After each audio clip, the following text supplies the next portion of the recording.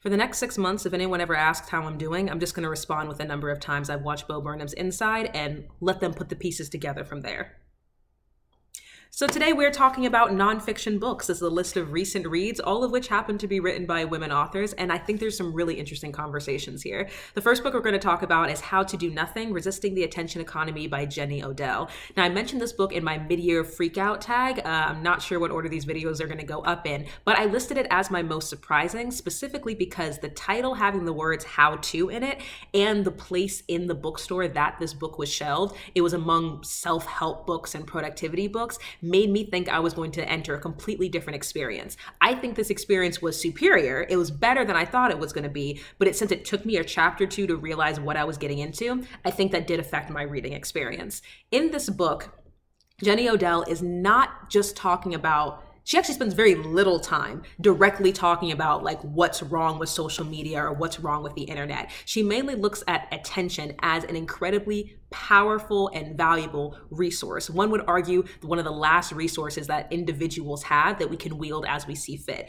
It's a resource that's been commodified. It's a resource that is very valuable in our attention economy. And for her, the way that she divests her energy, divests her attention from so many of the things going on online in terms of advertisement and marketing and outrage culture is for her through the lens of bioregionalism. She is heavily invested in connecting to the land, connecting to nature, whether it's following a creek that featured in her childhood to find out where it ended up, where it's a love of bird watching, bird observing, bird listening, whether it's taking the time to learn the native foliage and topography of her landscape. That is the way that she divests her attention. But in this book, she talks about the dropout movements of the 1960s and what inspired these people to leave their traditional homes and go to communes. She goes back thousands of years to talk about Epicurean philosophy and what was so unique about the way they divested from the cities and towns of the day. She talks about, romantic poets like Henry David Thoreau. She talks about modern artists who are trying to manipulate and craft the attention of their audiences in new ways to help them realize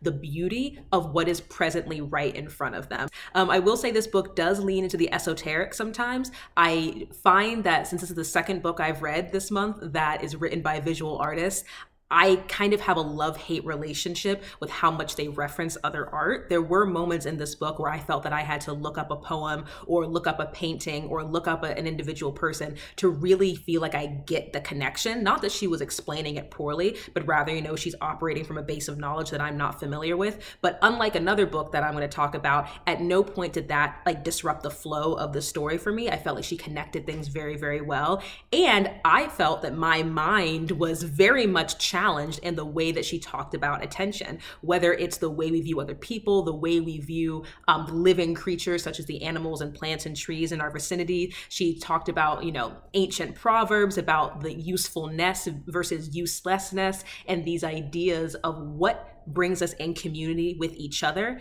and how our individual attention, as I said, leads to collective attention, which leads to collective action. I was so grateful for her emphasis on activism and justice-based work because, as she says, it's very easy to just hear the words do nothing and think that means completely checking out of society, completely checking out between what's going on in your own community. But she really doesn't mean that at all. Doing nothing for her is doing something, but doing something that is not going to be productive in the specific capitalist sense, doing something that is not going to yield a profit for someone else, doing something that from the outside may look like nothing, sitting on a bench and looking at the birds, walking through the woods with no headphones on, standing on the corner of a busy street, just observing the passerby. That may look like nothing to outside people because they can't quantify what exactly it is that you're doing, but a sense of mindfulness, a sense of observation, and also being drawn to what you genuinely love and dedicating time to do that are all forms of doing nothing.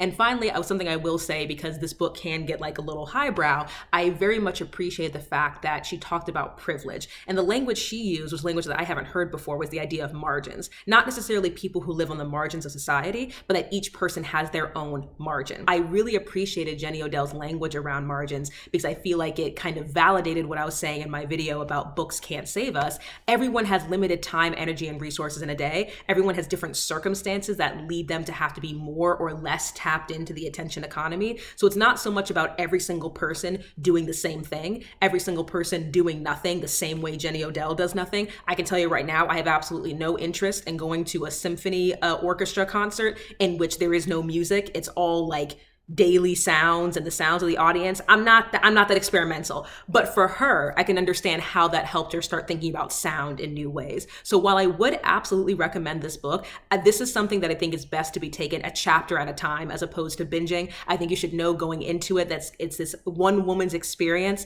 coming through the lens of bioregionalism and art to talk about what attention is and the value of it and how it fits into the economy. This is not one of those books that's going to be like, hey, on Sunday, be on Instagram for 10 minutes. On Monday, Instagram for 5 minutes. It's not that prescriptive. I also don't think it's derivative in any way. And I'm genuinely surprised that a book like this has gotten so popular simply because I can't think of any other books that are like this. It feels very, very unique to me. And so I think that's also, I'm really interested to see what else Jenny Odell writes next, because this feels like not only a surprise for me as an individual, but kind of a surprise when you look at, here are the top 10 best-selling books in this area. Again, airport bookstore, you're seeing all these top books.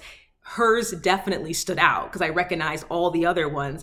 And now that I have read this, I see how even more her book stands out. So I would definitely recommend How to Do Nothing, Resisting the Attention Economy by Jenny Odell. The next book we're going to talk about is Pop Song, Adventures in Art and Intimacy by Larissa Pham. Now, this was a debut novel. I first read it on NetGalley, and I want to start this review by saying that I think Larissa is a very talented writer, and I feel the need to preface that because this book was not for me. But just because it wasn't for me doesn't mean that I think it was bad. So let me explain. In this book, there really is it's really a collection of essays that have one main through line of one, art, absolutely, and yes, intimacy, but intimacy often through the lens of one specific relationship. So it is not entirely chronological. Like, you can tell that there are various like trips that she goes on or exhibits that she references at different points that came at different times in her life, but there is kind of a through line in that regard, as in some of the earliest essays are when she's in college, some of the later essays are when she's, a working professional, that kind of story. The genre, according to NetGalley, is creative nonfiction, and I'm sure I've read books that are in that genre before, but I feel like that descriptor is incredibly accurate for this book. Like, she'll tell a whole story about, taking a photo of her lover at night while he was sleeping, and it turns into this, very like flowery, pretty, deep introspection about, whether or not taking photos of someone without their permission is a violation, or, why she felt the need to try to capture that moment, why she takes so many pictures of her lovers, especially considering, her history with intimacy and relationships. The book is really interesting in that I like to be able to, peer into someone else's psyche and into their heart. But what was challenging for me about it is that she is an artist, like not just a writer, but also a visual artist, although of course writing is art. And every single step of the way, and every single essay, every single chapter, she is connecting her experience to art, which makes sense. Adventures in Art and Intimacy. The problem is that I did not know a single damn sculptor, painter, photographer, poet. I didn't know none of these critics. I didn't know none of these authors. Like, it honestly felt like having a conversation with someone who's having a conversation with themselves. And the thing is, I've read other reviews of this book. Alex from What Page Are You On did a really great review of this book. And for me, what was challenging about it, even though I understood why other people loved it, is that it's like, even in moments where she would be very detailed when describing a certain black and white photograph and how she's connecting that to something she experienced in the BDSM scene, it doesn't resonate with me unless I see it. So I was constantly Googling things, at least just to see the images, like just to see the photo or the painting or the sculpture she was talking about. And while that would often give me a more appreciation, it also broke up my flow of reading. Of course, you can absolutely read this without knowing any of those things, but I just don't feel that I had the artistic foundation. I don't feel like I had the cultural language to be able to just jump into this head first. When I say that felt like she was having a conversation with herself, I should have been more clear that conversation with her or people like her. Like, I'd be very curious to hear what people think of this book if they are not as knowledgeable in the art scene as she is. Because maybe it's just me. Maybe it's just me. But it seemed like every 15 or 20 pages, she would just say something so brilliant or like articulate a feeling I haven't been able to articulate, and that would hook me back in. And then I'd like sit through like another exploration of, this type of dot work and how that relates to that. And then I'd have another one of those moments. So there was momentum to the book, but it truly was just, I just do not think it was for me. I just don't think I'm the audience for it. And if you have read this and you're not like super into the history of visual art and the New York art scene and you loved it, tell me why. Because I do appreciate her emotional vulnerability. I do think she has really good descriptors. I think that's the thing. It feels so weird to me to talk about it because I feel like it's not very often that I read a book that I don't like, but I also think is good. Like I feel like so often, like with Abarat, something that I was like, yeah, the story's fine, the writing's okay, not really for me, but I think this writing is good. Like I think like the way she puts words together is so specific and so well done, and the way she articulates just moments of the human experience and her own experience, it's good, but I didn't like it. That's probably unhelpful, but this is also another reason why I don't rate books. I'd have no idea what to rate this, but this is her debut book. I definitely think she deserves to have another one out. I hope that happens, but that was my experience with Pop Song by Larissa Pham. And the last book on the list is Sister Outsider by Audre Lorde, which honestly, part of me doesn't want to talk about it because I feel like I don't know how. I feel a similar sense of apprehension as I did when I briefly discussed Kindred by Octavia Butler. So Sister Outsider is a collection of essays spanning several years on a wide range of topics. Some of them are interviews with Audre Lorde, some of them are her speeches, her essays, her observations and opinions about visiting countries like Grenada and visiting the Soviet Union during various times. And there's a huge range of topics discussed here, but something that she of course keeps coming back to is race, is women, is lesbianism, is capitalism, is these ideas of what it means to be in community with women and with women identified women. There are so many quotes in these essays that are probably the quotes you're most familiar with if you've heard of her work, such as "For the master's tools cannot dismantle the master's house," or "I am not free while any woman is unfree, even if her shackles are different from my own." But there are so many other quotes in these essays that like punched me in the gut and actually had me like closing the book and just sitting and looking off into space. Like when she said, "The white fathers say I think, therefore I am, but the black mothers say I feel, therefore I can be free." I spent like a whole 45 minutes meditating on that one. And in the context of that essay, it was brilliant, but it was also so interesting to me for several essays later for me to read an interview between her and someone in which she responded to criticisms of that essay. So you're also getting this self-awareness, this perspective that spans years and years and years, because some of these essays were written in the 1970s, some were written in the 1980s. And I think it's also so fascinating to me that Audre Lorde in her text talks about how so much labor is wasted rediscovering things that our foremothers and forefathers have already named and claimed and expressed, and how this lack of continuity in our history makes it harder for the movement to move forward. And she's saying that in an essay she wrote in 1973. And there's stuff in there that she's like, "Oh, I didn't come up with this. This is me, pulling from these other people and like articulating in a new way." I'm like, we're making the same mistakes now in 2021. Because you wrote XYZ in 1973, you wrote XYZ in 1978 and 1982, and we're still out here on Instagram making the same mistakes. So that hurt, but also was like, you had the right idea.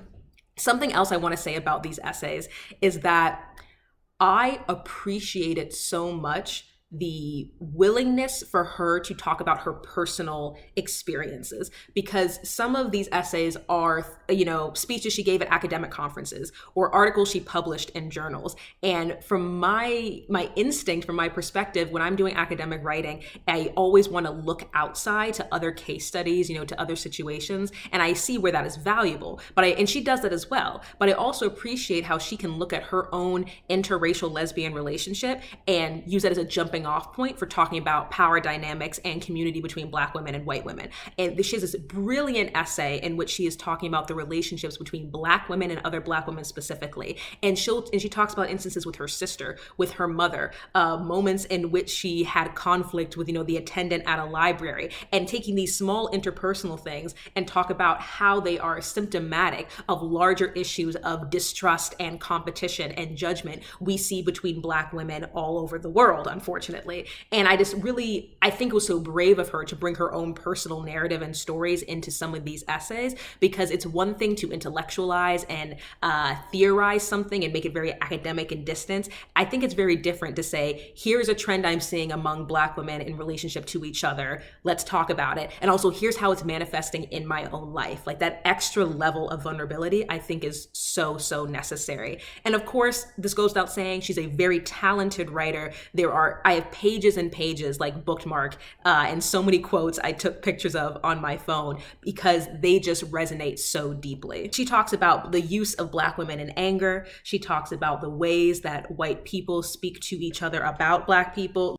There is so much. Like, every single essay in this book could be its own video that you do a deep dive on.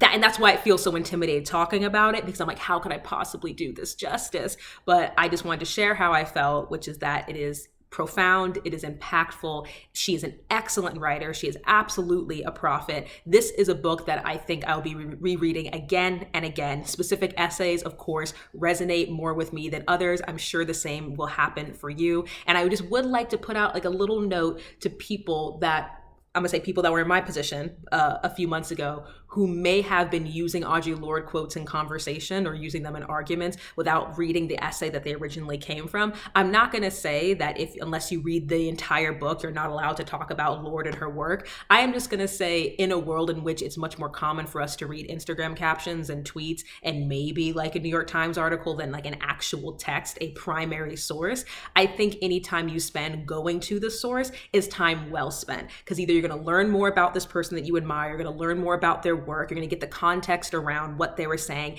And there were moments, specifically for one of her most famous quotes, Master Tools and Master's House, in reading that essay, I realized my interpretation of that quote was too narrow. I had been using it in situations that I think, yes, apply, but she had a much broader vision when she was talking about what constitutes the master's tools and what constitutes the master's house. So those are 3 nonfiction books I read, all written by women in the past few months: How to Do Nothing, Resisting the Attention Economy by Jenny Odell, Pop Song by Larissa Pham, and Sister Outsider by Audre Lorde. I promise at some point I will start reading fiction again. I just feel like I've been in a big nonfiction mood with all the things I've been reading for school, and I've been really enjoying the ways that some of the things I'm reading for personal pleasure, like How to Do Nothing and Sister Outsider, are connecting to some of the things I'm reading about in school and are starting to, I think, plant seeds in my mind for where my work is going to go, what my thesis is potentially going to be. But until then, you're going to keep getting wrap-ups of nonfiction books.